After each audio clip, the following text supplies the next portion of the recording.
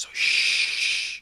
Last week I gave you 5 running backs that I love at the end of the draft. This time I'm going to give you 5 wide receivers you need to target. These have league-winning upside because they're all going outside the top 50, and damn, are they going to pay off well above their ADPs. So the number one for this video, an absolute must draft, the Vikings wide receiver 3, KJ Osborn. In case you are unaware, Adam Thielen is 32 years old and he's been coming off the field consistently the last few years. Last season, the last 6 weeks, he really capitalized on that volume. In the final 6 games, he had 35 targets, only 19 catches, so not the biggest PPR asset, but 243 yards, 5 touchdowns in those 6 games, an average of 10.7 half PPR points per game. He's being drafted as wide receiver 66, and there's no way that he is that bad. There's a high chance Adam Thielen gets hurt again, and if that were to happen, he would be a great flex option. KJ Osborn has league-winning upside. He's my wide receiver 47 this year. He's inside my top 50, and you need to reach on him. He is a great fantasy pick at the end of your draft. I love KJ Osborn. But another wide receiver 3 that's in a great passing offense that I do have ranked inside my top 50 as well is Josh Palmer of my LA Chargers. And a big reason why I'm fading Keenan Allen this year is because of his age. He enters the season at the age of 30. Last year, he did miss a game, and we saw what Josh Palmer could do. He filled in for Keenan Allen against the Giants in Week 14, and he saw 7 targets, caught 5 of those for 66 yards and a touchdown. He was really good because that's the role he fits into. He had the same yards per catch numbers as Keenan Allen last year, 10.7 to be exact, and he profiles as a great move the chains, third down type of guy. So if Keenan Allen were to ever go down, this would almost be a 1-for-1 replacement, and it's a big reason why I'm so high on Mike Williams. But Josh Palmer is in the same boat. He is going to benefit if Keenan Allen has a down season, which is what I am projecting. So he's a great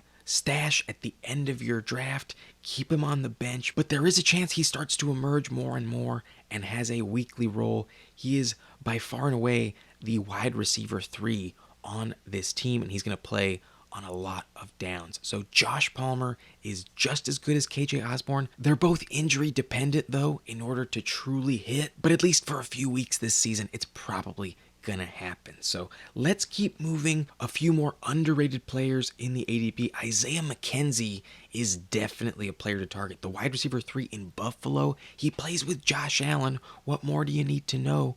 In case you're still not convinced, they don't have Cole Beasley or Emmanuel Sanders anymore, and that opens up 184 targets in the passing game. There isn't that much more that can go to Stephon Diggs. It can't all go to Dawson Knox and Gabriel Davis.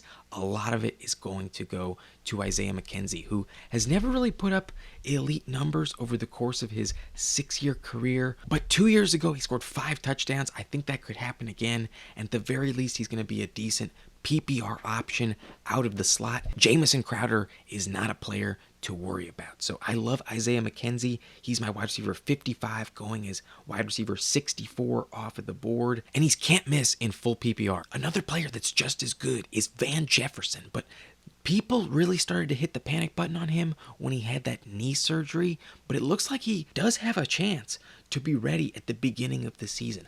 I don't expect him to be a full go until like week 3 or 4, but he's going way too late. Wide receiver 76 off the board. He's my wide receiver 57. I absolutely want to target this Rams passing game, and at some point he is going to come back, be just fine.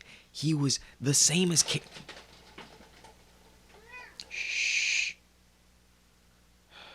just trying to wake him up. I really don't want to wake Van Jefferson up, but damn it, he shouldn't be hibernating. He shouldn't be sleeping. Last year he was really good. He might be better than KJ Osborn. It's just a matter of his health, and that knee injury could be a factor. But if OBJ does get signed at the end of the season, that would really hurt his fantasy value just like it did last year. So if you're not convinced that Allen Robinson is going to be good this season, then why not grab Van Jefferson at the tail end of your draft? He's going to be on the waiver wire most likely.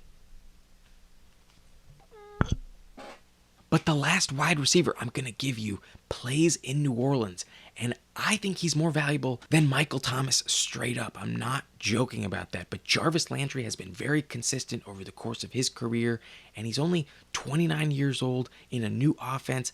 Last year was the only time he ever got a serious injury. Before that, as long as he played a full season, he was a lock for 80 catches, 1,000 yards, and about 5 touchdowns.